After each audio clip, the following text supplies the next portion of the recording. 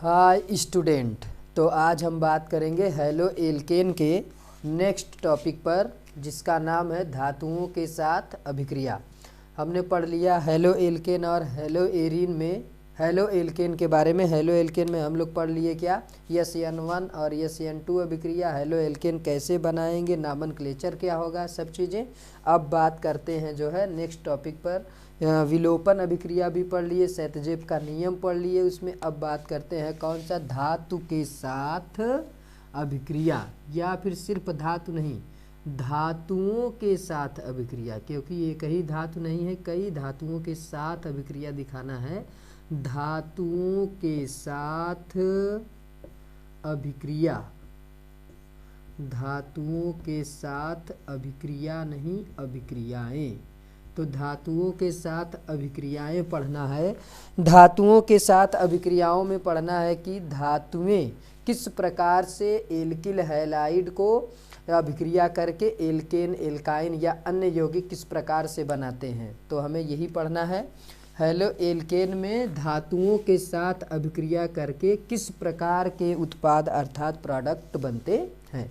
चलिए तो बात करते हैं पहली ही टॉपिक पर। जो पहला है उसमें पहला ही आप पढ़ लीजिए, ये मैग्नीशियम धातु के साथ अभिक्रिया।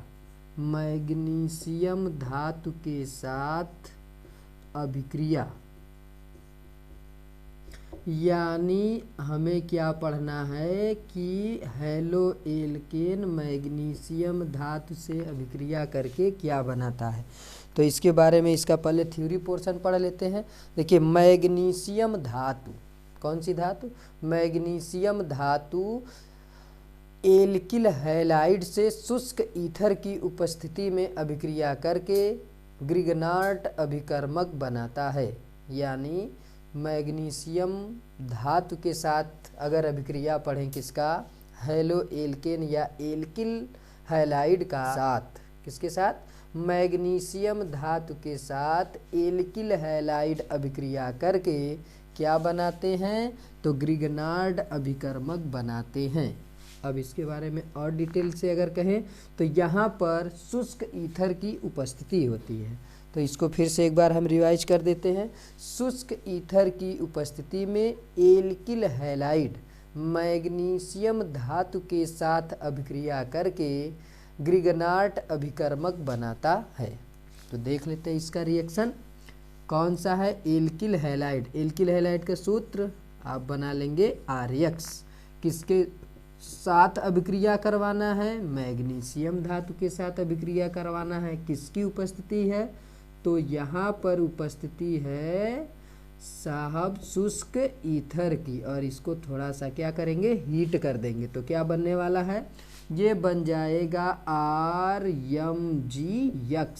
इसको कहते हैं ग्रिगनार्ड, क्या कहते हैं, ग्रिगनार्ड,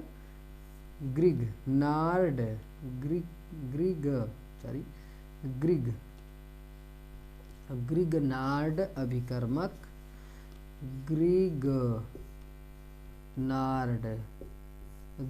तो RMgX मैग्नीशियम धातु के साथ शुष्क ईथर की उपस्थिति में हीट करने से क्या बनता है, RMgX। इसे हम क्या कहते हैं, ग्रिगनार्ड, क्या कहते हैं, ग्रिगनार्ड अभिकर्मक, ग्रिगनार्ड अभिकर्मक। कुछ लोग तो इसी कन्फ्यूजन में परेशान है कि ग्रिगनार्ड अभिकर्मक क्या है। तो ग्रिगनार्ड एक जो है साइंटिस्ट हैं, और वो केमिस्ट्री के साइंटिस्ट है, और उन्होंने ये बताया कि एल्किल और हैलोजन के मध्य में जब मैग्नीशियम आ जाता है तो उसका नाम रख दिया इन्होंने, किसका नाम ही क्या है, ग्रिगनार्ड अभिकर्मक। ये किसी प्रकार का मतलब ग्रिगनार्ड कोई कंपाउंड का नाम नहीं है, बल्कि ग्रिगनार्ड एक साइंटिस्ट का नाम है जिन्होंने सर्वप्रथम इसको बनाया। उसके नाम पर ही इसे क्या कहते हैं, ग्रिगनार्ड अभिकर्मक। और एग्जाम्पल इस पर अब ले लें, तो इस पर उदाहरण हम ले लें, तो उदाहरण में ले सकते हैं, R को चेंज कर दीजिए CH3X, यक्स को भी चेंज कर दीजिए। चलिए CH3Br मेथिल ब्रोमाइड, किसके साथ अभिक्रिया, मैग्नीशियम के साथ अभिक्रिया। किसकी उपस्थिति है, तो आप शुष्क ईथर की उपस्थिति दिखा दीजिए, थोड़ा सा इसको हीट कर देंगे तो क्या बनेगा, तो यहाँ से CH3 ही रहेगा, यहाँ से लग जाएगा Mg और यहाँ से X की जगह कौन लग जाएगा Br।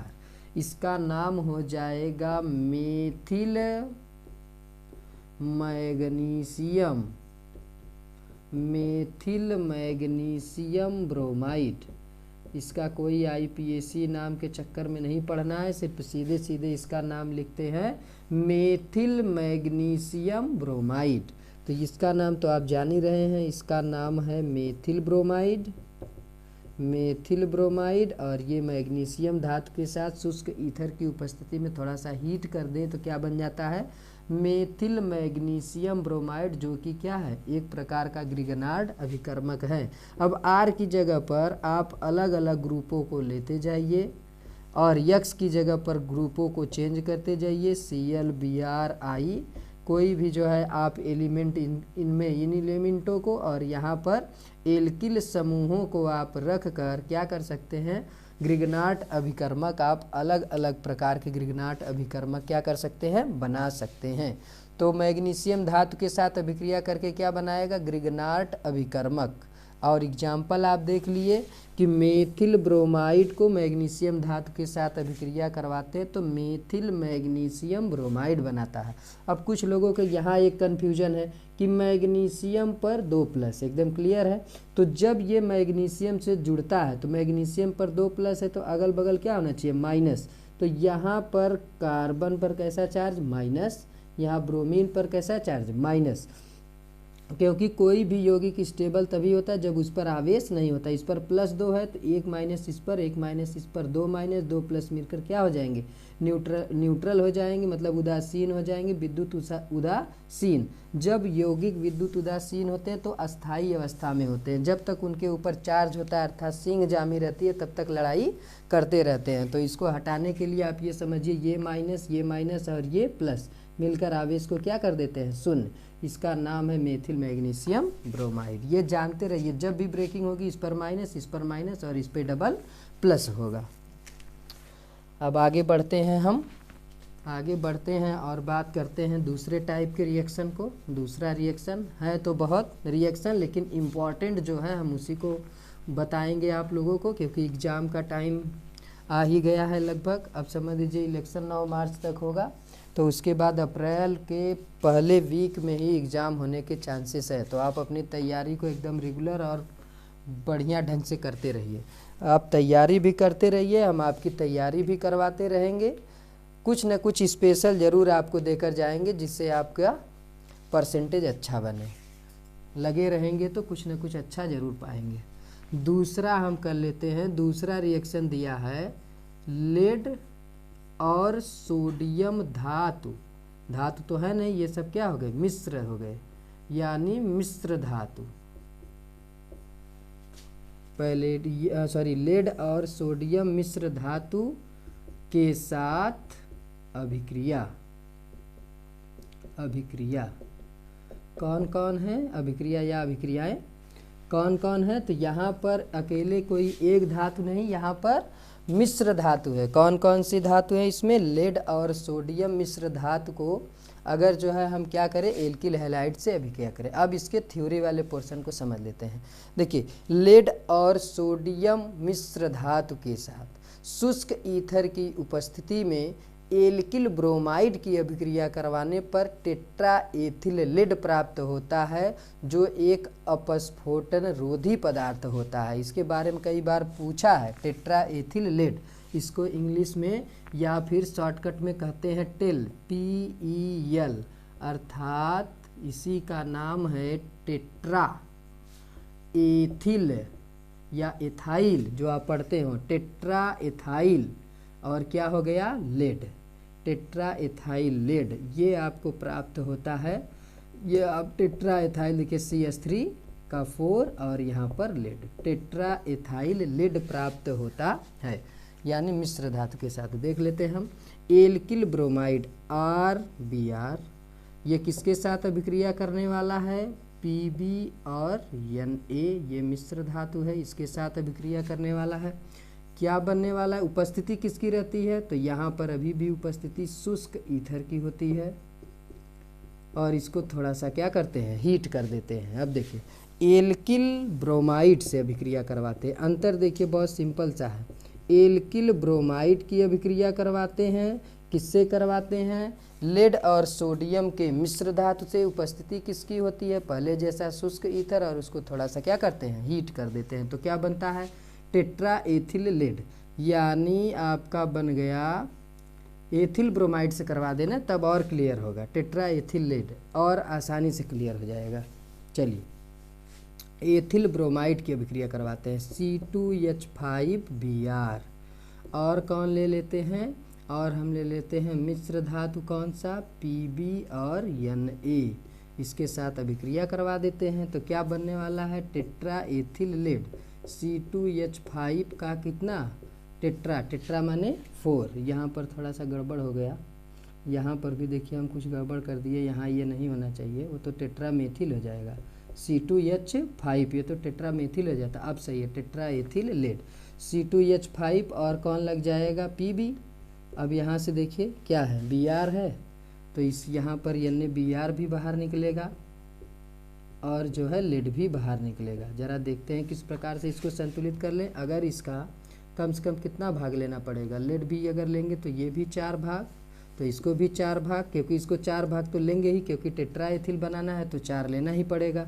तो Br भी हो गया 4, तो Br 4 बाहर निकलेगा, तो NaBr ये भी हो गया 4, और यहाँ पर लेड का एक कंपाउंड, यहाँ एक लेड आके लग गया, तो बाकी 3 लेड आ गए यहाँ।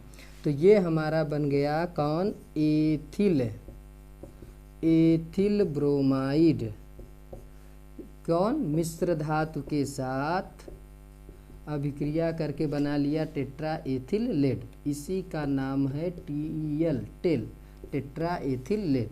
ये क्या है, इसकी स्पेशल क्वालिटी है कि ये अपस्फोटन रोधी पदार्थ होता है। ये कई बार पूछा है कि TeL यानी टेल क्या है, और टेल किस प्रकार का पदार्थ है, तो कहेंगे अपस्फोटन रोधी पदार्थ है। कौन, TeL, टेट्रा एथिल लेड। कैसे बनाते हैं वो भी देख लीजिए कि शुष्क ईथर की उपस्थिति है यहाँ पर कौन है, शुष्क ईथर, शुष्क ईथर की उपस्थिति में थोड़ा सा हीट करने पर एथिल ब्रोमाइड क्या बना देता है, टेट्रा एथिल लेड बना देता है। ये रिएक्शन आप समझ लीजिए। अब इसके बाद आगे हम बढ़ते हैं, इसको एकदम इम्पॉर्टेंट बना लीजिए। इम्पॉर्टेंट इसलिए बना लीजिए क्योंकि ये 1 नंबर में आ सकता है, बहुत चांसेस है इसके आने के, तो इसको अच्छे से तैयार कर लीजिए। आगे बढ़ते हैं हम, अब बात करते हैं अगले रिएक्शन की। अभी तो देखिए इससे रिएक्शन हो गया, अब अगला रिएक्शन है हमारा किससे, जिंक धातु से अभिक्रिया करवाना है। कौन सी धातु से अभिक्रिया करवाना है, जिंक धातु से अभिक्रिया करवाना है। देखिए यहाँ पर ये हो गया Zn के साथ अभिक्रिया, Zn के साथ अभिक्रिया या अभिक्रियाएं, Zn के साथ अभिक्रियाएं एक ही नहीं, बहुत सारी अभिक्रियाएं होंगी जिसमें Zn के साथ करवाना है। देखिए जब एल्किल हैलाइड, शुष्क ईथर नहीं, यहाँ सिर्फ ईथर होता है, जब एल्किल हैलाइड या हेलो एल्केन जिंक धातु के साथ अभिक्रिया करता है तो एल्केन देता है। क्या देता है, एल्केन देता है। तो देखते हैं एग्जाम्पल और समझते हैं।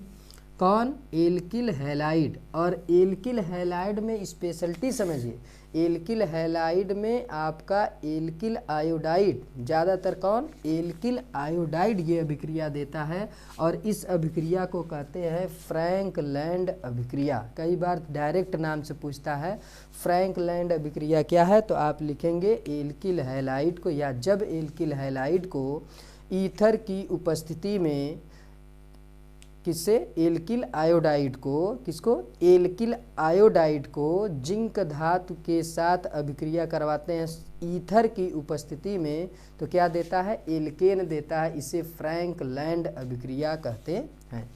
तो चलिए फ्रैंकलैंड अभिक्रिया को देखते हैं। कौन देगा, एल्किल आयोडाइड किसके साथ अभिक्रिया करता है, Zn के साथ अभिक्रिया करता है। तो यहाँ पर देखिए शुष्क ईथर नहीं, यहाँ पर सिर्फ ईथर की उपस्थिति होती है, थोड़ा सा हीट कर देंगे तो क्या दे देगा, ये दे देगा एल्केन और बाई प्रोडक्ट ZnI2।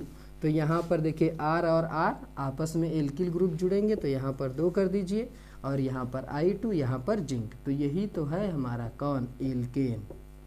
यही बन गया हमारा कौन, एल्केन। अब इस पर कोई और एग्जाम्पल, मतलब इस पर कोई R को चेंज कर दीजिए, R माने एल्किल समूह। तो चलिए हम CH3 कर देते हैं, CH3 और I यानी मेथिल आयोडाइड।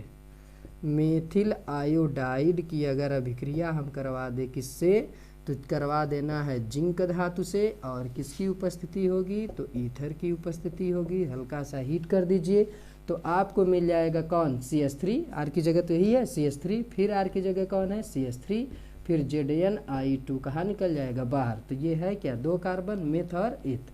तो हमें प्राप्त हो गया कौन, एथेन। तो ये एक प्रकार का एल्केन ही तो है। अब इसको और ज़्यादा आप चेंज करना चाहें चेंज कर लें, आप कर सकते हैं CH3, CH2 और कौन, I। ये याद रहे कि इसके साथ आयोडाइड होना चाहिए, उपस्थिति किसकी होनी चाहिए, Zn, और यहाँ पर शुष्क ईथर, और हल्का सा क्या कर देना है, हीट कर देना है। तो आपको मिल जाएगा C2H5 सिंगल बंद C2H5, और ये आपका हो गया ZnI2। तो ये क्या बन गया, मेथ एथ प्रोप ब्यूट, 4 है ना, तो इसको ऐसे बढ़ा दीजिए CH3 CH2 CH2 और कौन, CH3, 1 2 3 4 कार्बन, हाइड्रोजन 10, 3 3 6 4 10। तो इसका नाम क्या हो गया, मेथ एथ प्रोप ब्यूटेन। क्या नाम हो गया, ब्यूटेन। इसे नॉर्मल ब्यूटेन लिखते हैं ना। तो आपको एग्जाम में ये भी आ सकता है कि डायरेक्ट फ्रैंकलैंड अभिक्रिया, इन अभिक्रियाओं का क्या नाम है, ये भी याद रखिए एकदम, फ्रैंकलैंड अभिक्रिया इसे कहते हैं। कौन सी अभिक्रिया, फ्रैंकलैंड अभिक्रिया। ये कई बार डायरेक्ट पूछा है कि फ्रैंकलैंड अभिक्रिया क्या होती है। या फिर आपको आ जाएगा कैसे प्राप्त करेंगे, क्या, एथिल आयोडाइड से ब्यूटेन। कैसे प्राप्त करेंगे, क्वेश्चन आता है 5-6 नंबर का, कैसे प्राप्त करेंगे मेथिल आयोडाइड से एथेन। तो आप ये कन्वर्जन एकदम अच्छे से याद कर लीजिए, फ्रैंकलैंड अभिक्रिया के द्वारा इजी वे में आप कर सकते हैं। और देखिए सिर्फ लेक्चर को सुनते ही मत रहिए, कॉपी पेन उठाइए और लगातार इसको राइट डाउन करते रहिए, समझते रहिए, नहीं तो फिर लेक्चर ख़त्म, काम ख़त्म। आगे बढ़ते हैं। जिंक के बाद आपका एक और है जो कि बहुत ज़्यादा पूछा जाता है एग्जाम में, ओर्टज अभिक्रिया।